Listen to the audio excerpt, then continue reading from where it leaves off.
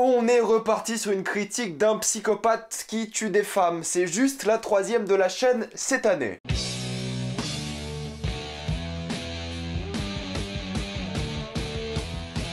Extremely wicked, shockingly evil and vile. Comme d'habitude, ce qui est indiqué dans le titre de la vidéo, il n'y aura pas de spoiler, quand vous êtes tranquille, après on va tout spoiler. Ce film est l'histoire de Ted Bundy, le serial killer le plus connu des États-Unis des années 70. Il est incarné par Zac Efron et il va jouer cet homme charismatique, intelligent, qui va tuer plein de femmes. On va donc suivre la relation entre Ted Bundy, sa femme et la manière dont il va vivre ces différents procès qui ont été télévisés aux États-Unis. Je dis qu'ils ont été télévisés aux États-Unis parce qu'en fait, vous pouvez trouver le procès sur YouTube. Donc si jamais ça vous intéresse, littéralement tout le procès, ou je crois la majorité du procès en tout cas, est disponible sur YouTube. D'ailleurs, le film à la fin compare les éléments du film en soi et les images du procès, et c'est vraiment bien foutu je trouve. Pour parler un peu de ce film qui a un titre affreusement long et insupportable, mais qui a vraiment son sens pour le film, et que je trouve vraiment bien trouvé, c'est juste que c'est chiant à dire et c'est pénible. Alors je suis pas un fan de serial killer, je suis pas le genre de mec qui va s'englober plein de documentaires, plein de séries sur des psychopathes, des tueurs en série, c'est pas trop mon truc. J'aime bien de temps en temps regarder parce que je pense que ça fait partie un peu de ma curiosité morbide, mais je suis pas un fan, je suis pas le genre de mec qui va en regarder plein. Mais je connais Ted Bundy de nom, de réputation, c'est un homme qui a tué énormément de femmes dans les années 70 aux États-Unis et qui était, c'est ça sa particularité, intelligent,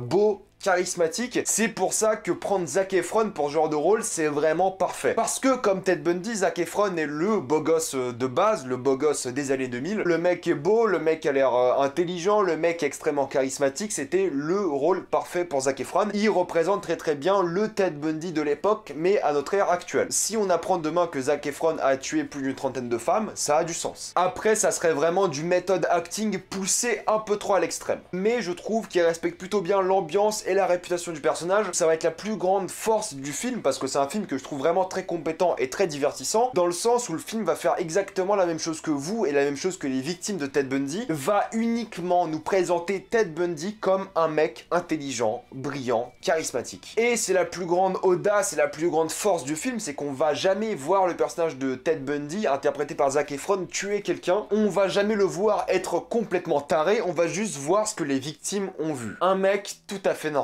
Donc de ce point de vue-là, je trouve que c'est vraiment très intéressant de la part du film de nous mettre vraiment dans la place des victimes de Ted Bundy, de nous mettre dans la place des spectateurs du procès des années 70, de nous mettre vraiment à la place de quelqu'un qui ne connaît pas la réalité, qui ne connaît pas la vérité. Donc cette audace de ce point de vue-là sera vraiment la grande force du film parce que justement on va être un peu perdu et le film va avoir comme héros Ted Bundy. Dans le sens où ça sera vraiment le protagoniste du film et au fait le film est construit comme un mec qui est inculpé à tort pour des crimes qu'il n'a pas commis et qui jusqu'au bout va plaider non coupable. Et c'est ça la force du film, c'est que tu ne sais pas vraiment la vérité. Si tu ne connais pas l'histoire de Ted Bundy, bah tu peux être complètement perdu et ne pas savoir comment le film se finit. Donc cette audace va vraiment renforcer toutes les qualités du film et va permettre d'avoir une œuvre assez intéressante parce que justement en essayant de glamoriser ce personnage de Ted Bundy, en le rendant vraiment attachant, en le rendant vraiment intéressant à regarder, en le rendant charismatique à l'écran, bah ça va faire un truc vraiment intéressant que beaucoup de personnes ont subi à l'époque. Il y avait beaucoup de femmes qui étaient allées voir ce personnage et ce procès justement parce qu'il était charismatique et elles ressentaient une sorte d'attraction sexuelle à ce personnage, et le film fait à peu près la même chose, c'est que Ted Bundy est avant tout un personnage, sa femme est un personnage, et vraiment tous les personnages de ce film sont des vrais personnages avant d'être des réadaptations de la réalité. Là, on a vraiment un angle d'attaque de cette histoire, et cet angle d'attaque, c'est vraiment la présomption d'innocence. Et juste ça, porter ses couilles pour dire que ce mec est innocent pendant plus de 2 heures de film, c'est vraiment osé et intelligent, je trouve. Parce que prendre Ted Bundy, l'une des plus grosses icônes des serial killers de l'histoire de l'humanité, hein, je trouve, de l'humanité moderne, évidemment, disons du 20e siècle, pour réduire un peu, cette figure contemporaine et le jouer comme un mec tout à fait normal durant tout le film, j'ai trouvé ça vraiment très pertinent. Parce que du coup, ça pose plein de questions sur la manipulation des médias, sur la manipulation des gens en général. Honnêtement, si je ne connaissais pas l'histoire de ce film et je ne connaissais pas le personnage, j'aurais pu être complètement dupé par l'histoire du film, et le film aurait pu se finir complètement différemment sans que j'en ai aucune idée. Donc c'est un bon message de manipulation, je trouve, du pouvoir de l'image, du pouvoir des médias de manière générale, du pouvoir de l'autorité, et ce qu'on peut te faire dire justement en te montrant un film de 2 heures. C'est limite au fait un outil propagandaire ce film, du moins dans ses 95 premiers pourcents, parce que le film assume à la fin que c'est une histoire vraie et ce qui s'est passé est vraiment horrible, mais si tu connais pas,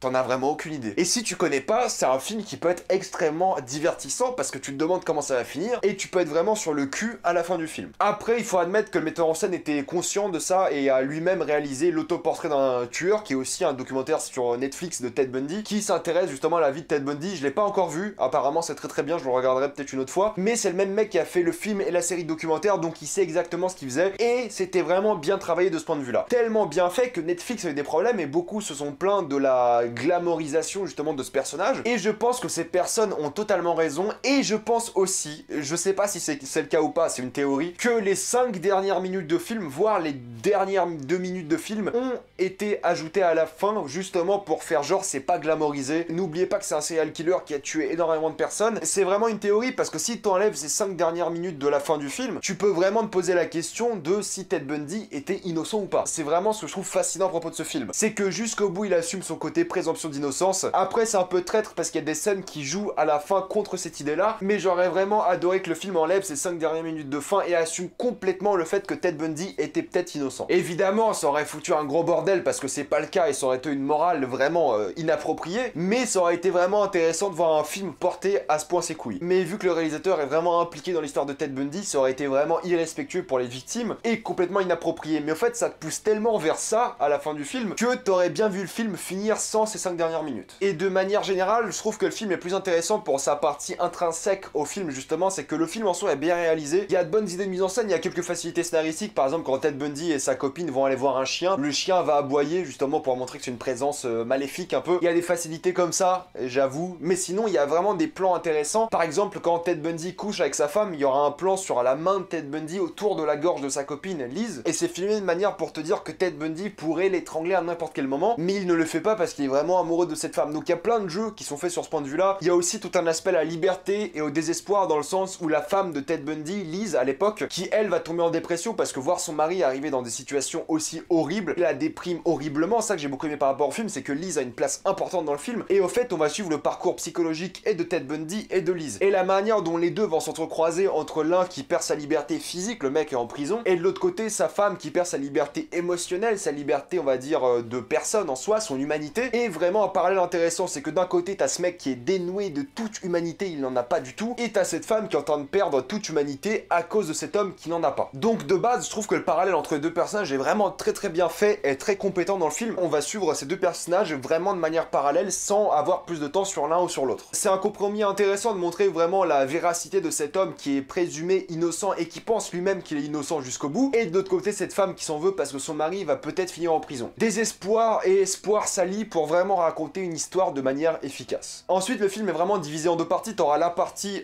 Ted Bundy et la femme, comment ils ont vécu ensemble avant que Ted Bundy arrive en prison et au procès, et t'as la deuxième partie qui est plus procès, que j'ai trouvé beaucoup plus efficace et beaucoup plus intéressante parce que là tu vois vraiment le jeu d'acteur de Zac Efron et le côté vraiment pervers de Ted Bundy et la manière dont il se sent 100% innocent dans sa peau et dans sa tête. Et de l'autre côté t'auras moins la présence de sa femme qui était vraiment une force importante dans le film, parce que ce qui est vraiment intéressant c'est la manière dont il s'aimait et dont il faisait un vraiment beau couple, et du fait que tu ne pouvais jamais, et elle non plus, penser que Ted Bundy était un tueur. À mes yeux la force du film c'est vraiment le doute, le fait de se poser des questions, que ce soit les personnages ou toi-même en tant que spectateur. Même si tu connais l'histoire de Ted Bundy, il y a quelques ventres mous à certains moments, quelques scènes que j'ai trouvé un peu trop longues, et des personnages secondaires que j'ai pas trouvé très intéressants, qui auraient mérité plus de développement. Par exemple, Kaya Scodelario a un rôle dans le film, mais j'aurais aimé qu'elle soit plus développée, qu'on comprenne vraiment pourquoi elle est là et de quelle manière elle est là. Il y a aussi John Malkovich qui joue dans le film et qui joue justement le juge du procès, qui joue pour une fois très bien, parce que général John Malkovich dans ses derniers films il s'en bat un peu les couilles. Là il se donne vraiment, je trouve qu'il fait un bon taf. En plus il a vraiment le droit à des scènes impactantes et vraiment bien foutues. Il y a aussi Billy Joe Osment qui est là, c'est le gamin de 6ème sens si jamais. Il a vraiment pris 20 ans dans la gueule et pas de la bonne manière. Et étonnamment il y a un caméo de James Hetfield, l'un des fondateurs de Metallica. Pour conclure, Extremely Wicked, Shockingly Evil and Vile est vraiment un film compétent, très divertissant, très cool à regarder, qui pose plein de questions sur l'innocence, sur la manipulation des médias, des personnes, qui reflète vraiment à quel point quelqu'un peut être manipulateur et à quel point on peut se faire mentir facilement. Ça reflète aussi un film avec de bons personnages qui ont une vraie histoire dramatique, une belle relation d'amour, et c'est aussi un film qui a une fin très impactante. Certes le film est un peu long et il est pas parfait, retirer 10-15 minutes au film aurait été vraiment parfait je trouve. Au lieu d'avoir un film à 1h50, avoir un film à 1h35 ça aurait été vraiment bien. Mais en tout cas j'ai trouvé le film super efficace, avec quelques facilités à droite à gauche, mais de manière générale j'ai bien aimé les acteurs, j'ai bien aimé l'idée du film et le fait que ce film existe de manière générale, et je trouve trouve que ça sera un bon divertissement pour les gens qui connaissent Ted Bundy ou pas. Après, peut-être les gens complètement fans de Ted Bundy, enfin fans, vous m'avez compris, vont peut-être détester le film, j'en sais rien, mais je ne peux pas me prononcer là-dessus. Avant de passer en spoiler, pensez à vous abonner à la chaîne pour plus de vidéos, mettez un j'aime et partagez cette vidéo, ça aide beaucoup la chaîne. Si vous aimez la chaîne, pensez à soutenir gratuitement la chaîne grâce au lien dans la description et dans le commentaire épinglé, vous regardez une petite pub et moi ça me fait un peu d'argent. Suivez-moi sur Instagram pour des critiques exclusives, suivez-moi sur Twitter pour toutes les news et on spoil.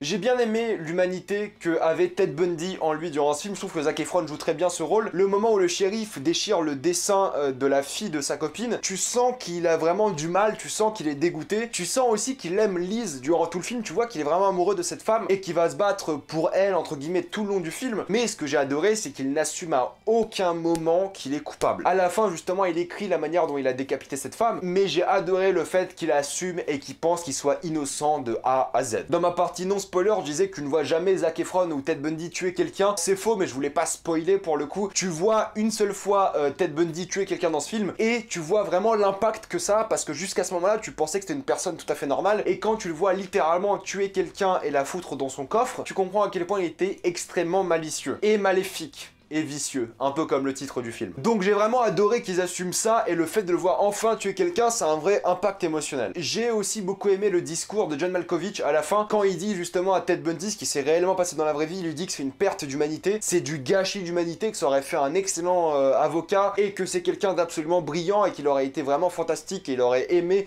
le tutorer. Et c'est là que tu te rends compte à quel point le juge, bah il sentait un peu mal d'une certaine manière, parce que oui, il est coupable, mais en même temps il voit à quel point c'est du gâchis d'humanité à proprement parler, parce que le mec était brillant et au final c'est un homme qui a tué plus d'une trentaine de femmes. Et j'ai adoré voir justement le nom de toutes les femmes à la fin, ça donne vraiment du poids au film. Par contre, ce que je trouve un peu moins bien, c'est la relation entre Liz et Billy Joel Osment, je sais même pas comment il s'appelle son personnage. Le mec arrive en mode un peu charognard, je trouve. T'as l'impression dans le film qu'il profite de sa dépression et qu'il profite du fait qu'elle est pas bien et qu'elle boit trop et qu'elle a des problèmes d'alcoolisme. T'as aucun moment où ils s'entendent vraiment bien, sauf cette scène du déjeuner, mais c'était bien avant que Ted Bundy finisse en prison et du coup elle était encore moralement stable, je trouve. Mais après, quand il vient passer du temps avec elle et qu'ils finissent ensemble, j'ai trouvé ça un peu facile. Mais bon, vu que c'est pas l'intérêt principal du film, c'est pas très grave. Ce que je trouve dommage, c'est de ne pas avoir eu le droit de revoir un extrait justement de Carol Anne, interprétée par Kaya Scodelario, je sais jamais comment on dit. De pas savoir ce qui s'est passé avec elle, de pas savoir comment elle vit maintenant, avec sa fille, Rose Bundy. Après, ça aurait été irrespectueux parce que et sa fille et elle sont encore en vie, donc je pense que ça aurait pas été très approprié. Mais c'est vrai que j'aurais aimé en savoir un peu plus. Et à la fin, par rapport à son personnage, j'étais un peu frustré. Mais c'est vraiment le procès que j'ai beaucoup aimé, surtout quand tu compares aux images qu'ils mettent à la fin du film, où tu vois le procès et tu vois les images du film, tu vois à peu près à quel point c'était bien fait et à quel point c'était vraiment réaliste par rapport à ça. Mais de manière générale, le procès était vraiment bien parce que déjà Jim Parsons, je l'ai pas vu autre part que dans Big Bang Theory et ça fait vraiment du bien de le revoir autre part. Pas un rôle de comédie, mais là un rôle dramatique, ça fait plaisir. Mais de manière générale, la manière dont il s'est défendu durant le procès était vraiment très cool et très divertissante. Voilà, c'était un peu mon avis sur Extremely Wicked, Shockingly Evil and Vile. Je redirai plein de fois parce que je me suis entraîné avant cette vidéo de me rappeler du titre, parce que le titre est chiant. Mettez-moi dans les commentaires ce que vous avez pensé de ce film. Pensez à vous abonner pour plus de vidéos, mettez un j'aime et partagez cette vidéo, ça aide beaucoup la chaîne. Pensez à soutenir gratuitement la chaîne si vous l'aimez grâce au lien dans la description et dans le commentaire épinglé. Vous regardez une petite pub et moi ça me fait un peu d'argent. Suivez-moi sur Instagram pour des critiques exclusives, suivez-moi sur Twitter pour toutes les news et salut à tous.